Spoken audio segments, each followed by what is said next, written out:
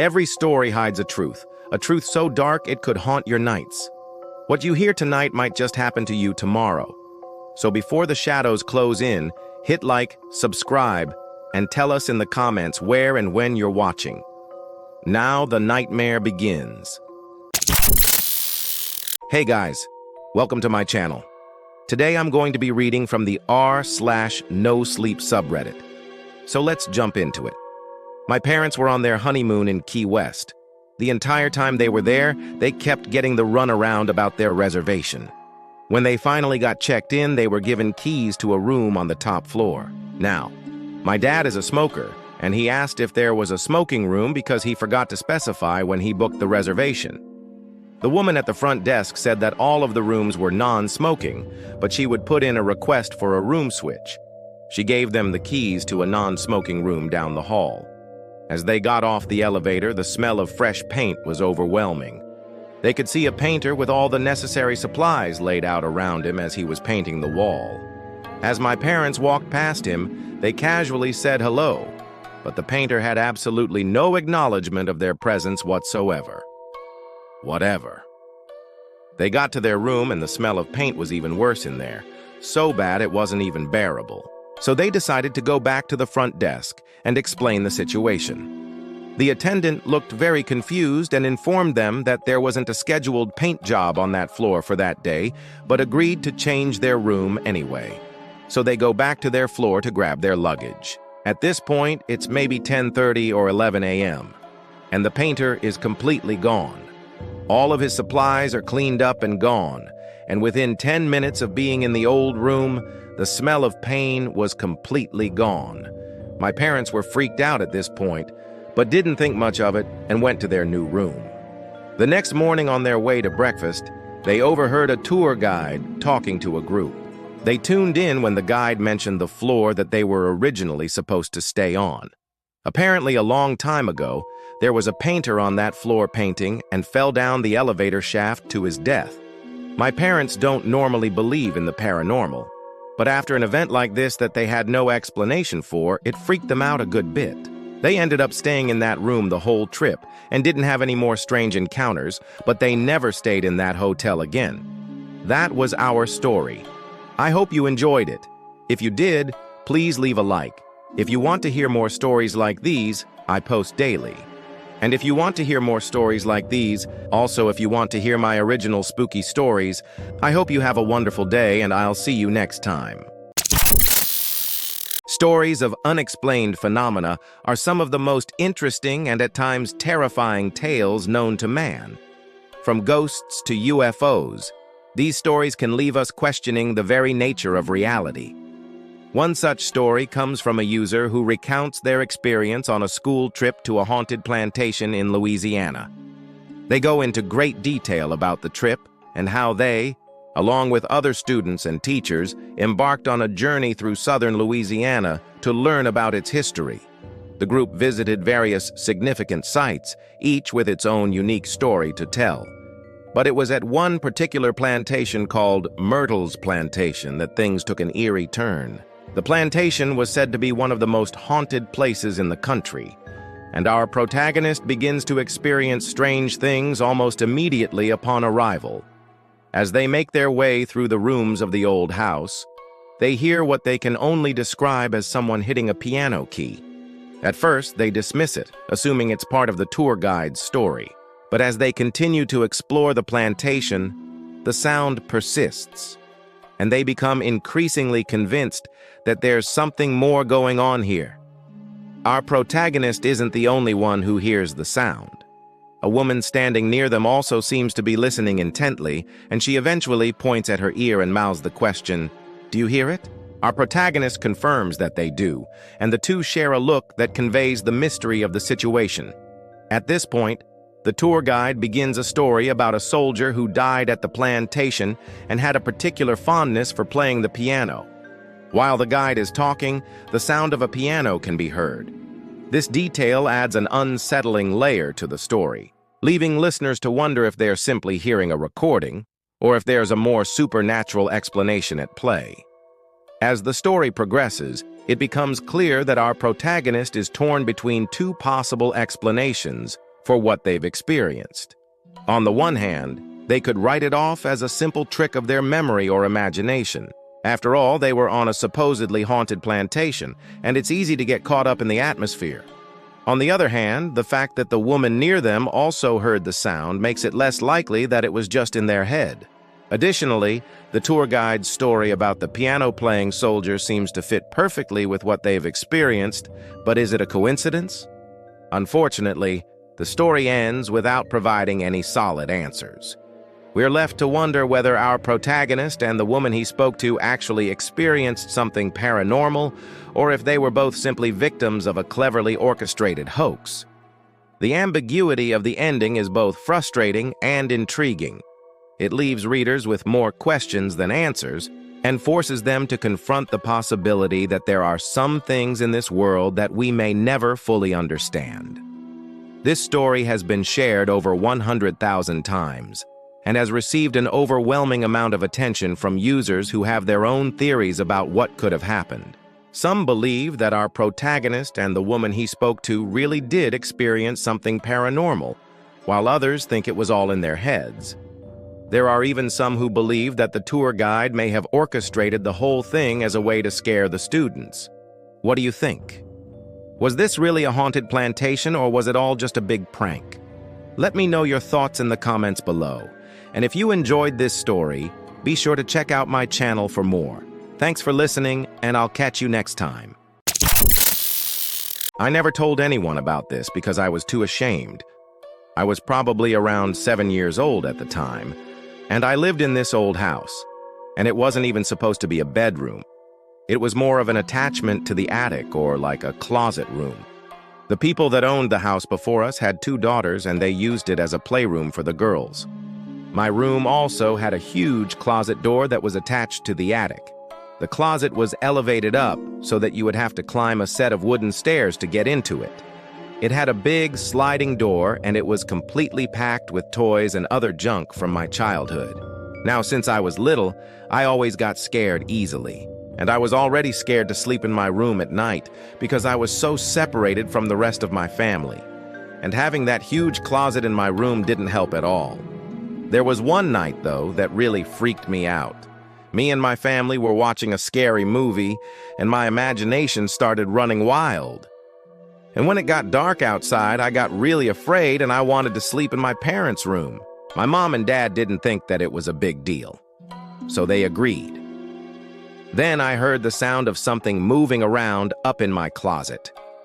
I jumped out of my bed and ran to my parents' room and told them that I heard someone or something moving around in my closet. They both looked at each other, unsure of what to do. They eventually agreed to let me stay in their room that night.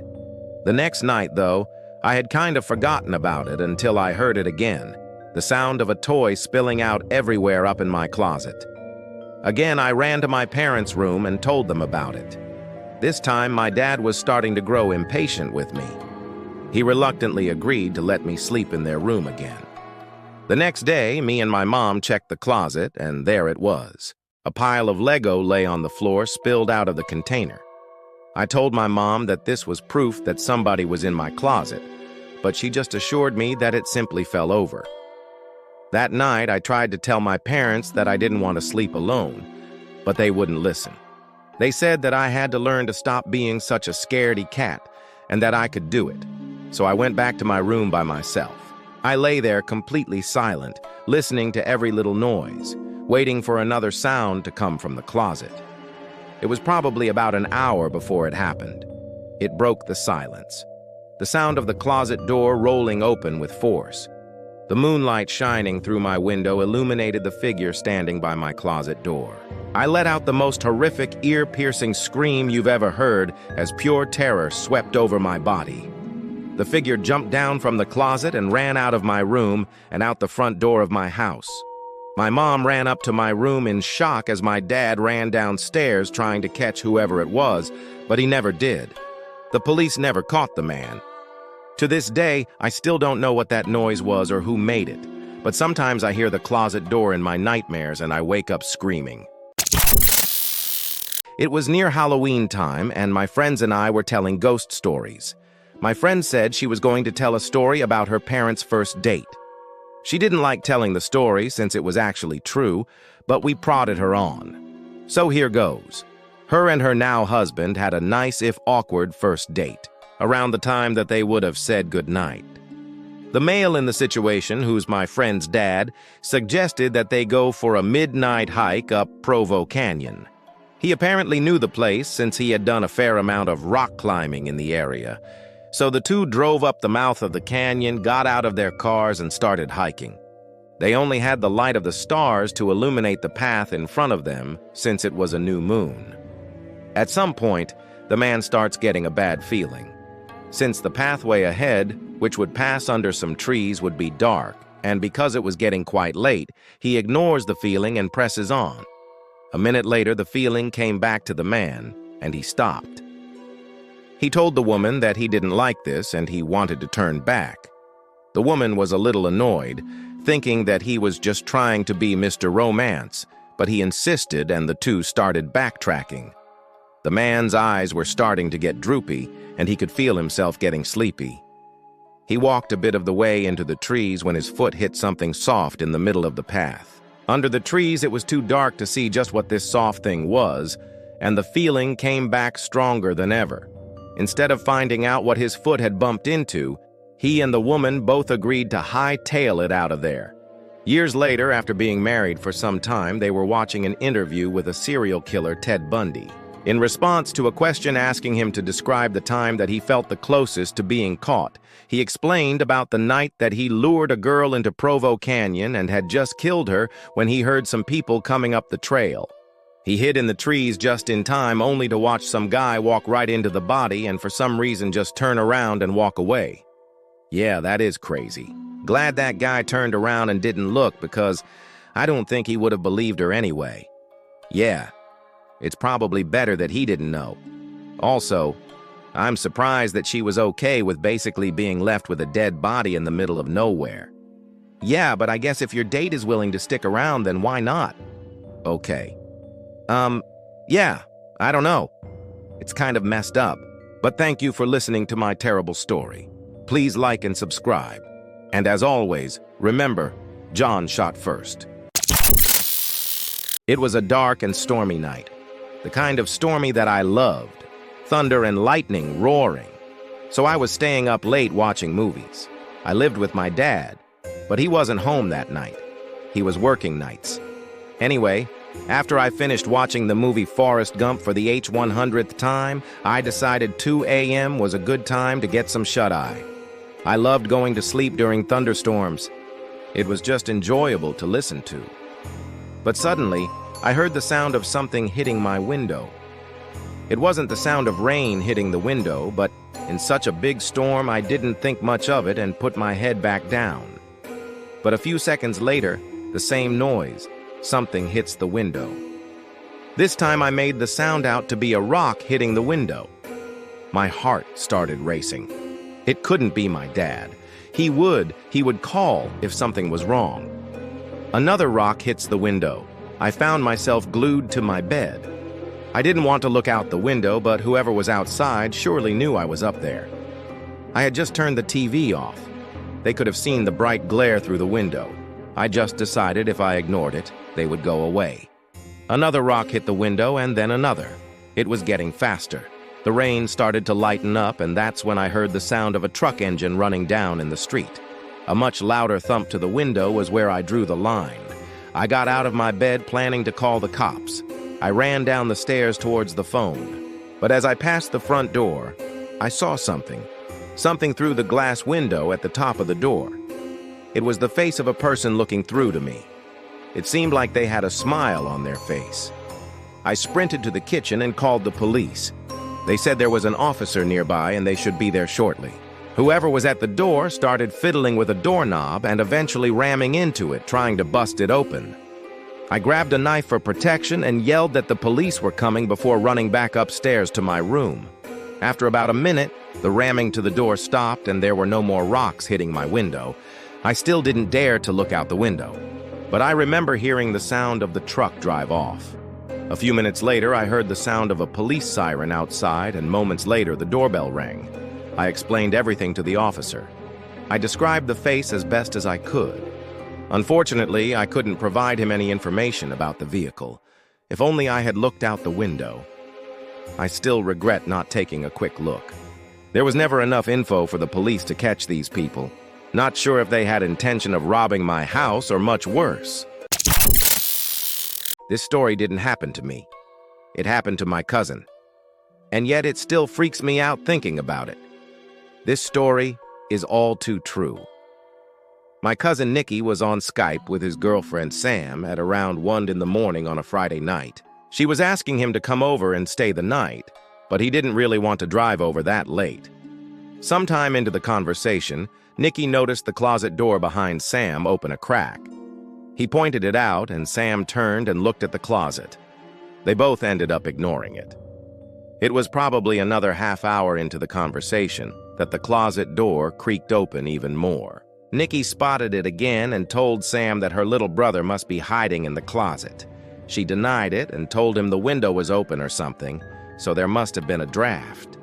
It was about half an hour later that the closet door completely opened and somebody stepped out of the closet and walked out of Sam's bedroom.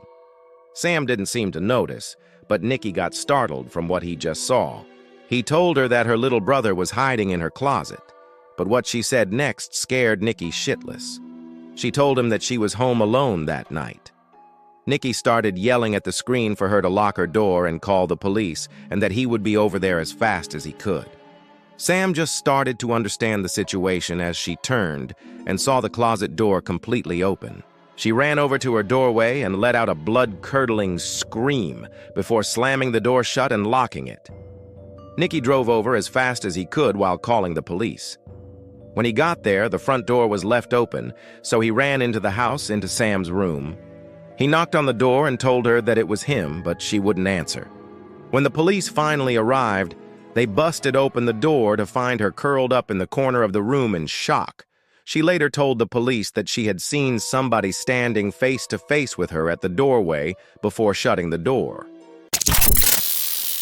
In today's video, I will be reading from a popular subreddit, so let's jump right into it. The way my bedroom was laid out was that across the room from my bed, there's a small alcove that does not receive any light because of the closet that's slightly in front of it, so the closet blocks the ceiling light and the ambient light from outside when it's dark. It was late, well past my bedtime, and I was lying in bed trying to sleep, but I couldn't. You know that feeling like someone's staring at you? I was feeling it. I couldn't shake it. And it just felt like whatever was staring at me had such malicious intent in it. I opened my eyes, and my gaze was drawn to that dark corner of the room, where I saw a hazy, darker outline in it. I got goosebumps, but thought that it was nothing. There, I'm just imagining things. I closed my eyes again, trying to force myself to get sleep, but I can't shake that evil feeling stare. Then there was a creak sound, the sound from somebody putting pressure on the floor. I opened my eyes again, and that shadow thing was in the opposite corner now. All my inner senses went ballistic, and I threw my pillow and blanket over my head as I cried myself to sleep, all while hoping that the thing wouldn't come closer. I know I didn't imagine or dream, and it still sends chills down my spine to this day. It was the first time my family ever went camping together. I was 18 at the time. We probably wouldn't have gone if it weren't for my brother and sister, who were still only 11 and happened to be twins. It was mid-July, and I was actually excited to do it. We drove all the way out to the country. We didn't go to a camping site. My dad just parked the car on the side of the quiet road, and we hiked about a mile into the woods until we found a small clearing in the woods. We pitched our 2 tents, one for me and my siblings and one for my parents. So come nighttime, I couldn't sleep at all. Trying to fall asleep in that sleeping bag was like trying to fall asleep on the grass. I just couldn't get to sleep.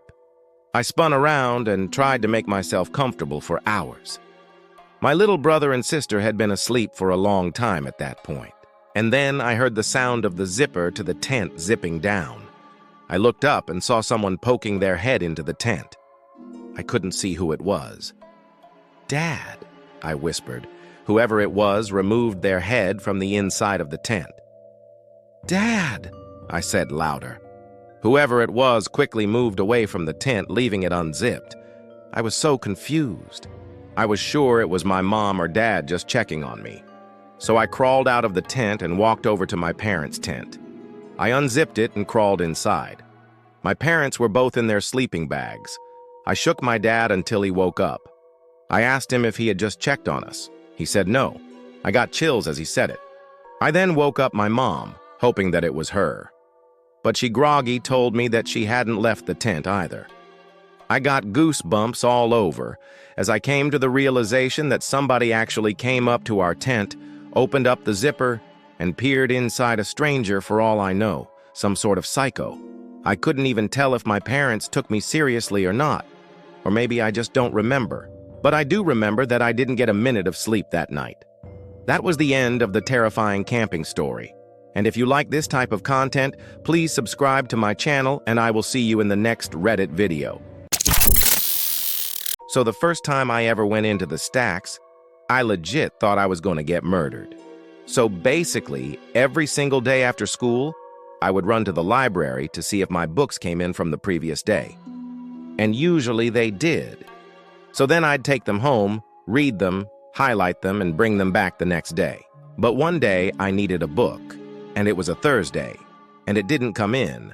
So I figured it would be there by Friday afternoon.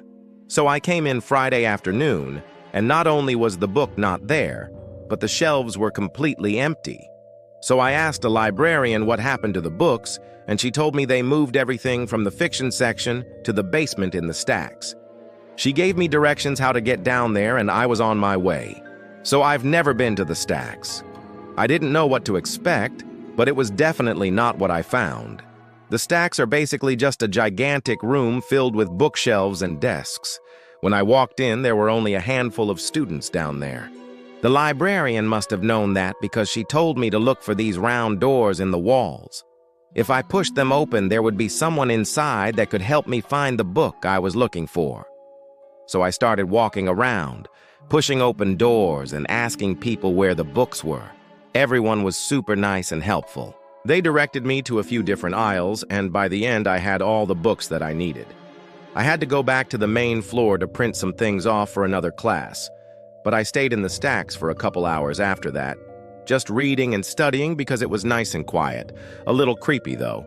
It's a pretty small building and most of the books are in the basement area called the stacks. Just to give you a quick layout, there's the big main stairs that go down to the stacks, a vending machine room, and the long hallway with the 4 entrances into the stacks. The stacks are 2 really big rooms on opposite sides of the hallway with a huge amount of bookshelves and study desks in the walls. My school's library is open until 2 in the morning for the idiots like me that don't do their essays until the last minute.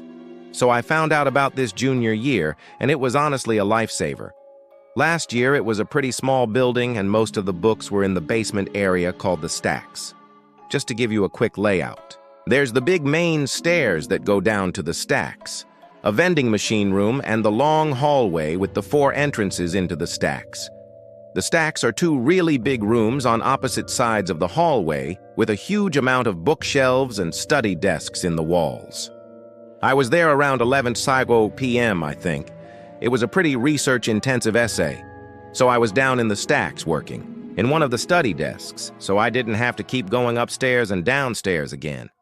I had been there for maybe 2 hours, and everyone except for a boy working a few desks down from me had already left. I was pretty zoned out by this point.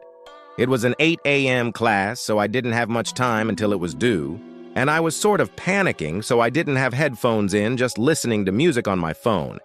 It really pissed me off when I heard someone flipping through book pages really fast to make them do that loud whipping noise at the other end of the room. I sort of ignored it for a while, thinking they'd go away eventually, but they just kept doing it. After about 5 minutes, I got sick of it and started to walk over to tell them to knock it off. I get about 3 steps across the room and it just stops. I sat back down and it was quiet again, only for like 10 minutes before the flipping pages noise started again, only loads louder. Like they grabbed a huge book that time. The boy started to get pissed off too, and he stood up and started walking around through the bookshelves trying to find them. It kept going, so I got up too and started looking around with him. It got really loud at this point, so we were pretty sure they were close by. We walked all the way down the shelves. No one there. We hadn't seen anyone come in the stacks, and we were on the side of the room with the entrances. No way could anyone have come in without us seeing them. The noise stopped again, and we both sort of just slowly walked back to our seats. I assumed it was just a fan or something in the other room, and I really needed to get my essay done. We sat down, and immediately the noises started again. It sounded like it was coming from right next to the guy's chair. He shoved his stuff in his bag, looked at me, said this, and took off. I was out of there maybe 5 seconds behind him. I still won't go back in the stacks at night even when there's other people down there. Welcome back, crew. Here with another terrifying true story of boating horror. This happened when I still had my fishing boat. It was a horrifying experience that will never leave us. Me and my wife departed from the East Coast for our 2-day fishing trip in the North Atlantic. The first day and night were pretty normal. We got a decent catch at night. We played cards while listening to music. It was enjoyable. Up until the next night, after a slow day at sea, we were playing cards again inside. It was that moment that we heard the sound of a boat motor. We both looked at each other and rushed outside to see a man piloting a crappy old motorboat with absolutely no lights on. He had stopped directly in front of our bow. The man was middle-aged. He had a beard and a baseball cap on. So I went up closer and asked him if he needed help. He asked us if we had any spare gasoline. I apologized and told him we didn't. Then he must have realized we weren't going to help him because he started getting a little weird. I asked the man if he was low on fuel and if he needed a ride back to the shore, but he declined.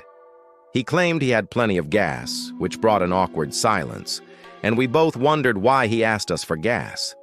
Then the silence started to creep us out, mostly because of the way he just blankly stared at me. The only reason I could see was because of the deck light in the front of our boat. Other than that, we were surrounded by blackness.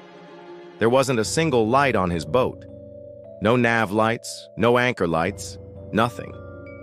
Just this eerie feeling surrounding us. He finally broke the silence and asked us if we had a good catch that day. I told him we didn't. Still trying to be polite, even though the situation was odd and creepy. I asked the man how he was getting around in the darkness, but all he gave me was a chuckle like I had made a joke. Then he turned his little motorboat around, and the last thing he said to us was, "Nice meeting you, folks." He sailed off into the total blackness surrounding us. Me and my wife were completely weirded out. My wife told me she was afraid he was going to rob us. Call me paranoid, but I knew something about that guy was off. You run into and make conversation with other sailors and fishers all the time, especially offshore. But I knew something was off about that guy. The fact that he came up to us so late at night, so far from the shore and alone in that little motorboat, and the way he acted, it was just giving me a really bad feeling. So I figured, let's just sail away from here. Let's get away from this guy. So we turned out our lights and sailed a bit north just to get away from where that guy was. But later that night, probably around 2 in the morning, I woke up to the most disturbing and ear-piercing scream of my life. I shot up from my L position to see a man standing at the edge of our bed. I lunged out of the bed towards the man, but he was out of the cabin before I could even get out of the room. I flipped on the light switch and ran outside to see the same crappy motorboat starting up before speeding away into the darkness again. We immediately got on the radio to contact the Coast Guard and let them know what had happened. Of course, they were very dismissive and said there was nothing they could do about it. They probably thought we were making the whole thing up, to be honest. But we still have no idea what the man wanted or what he was planning on doing. But it still gives me nightmares to this day.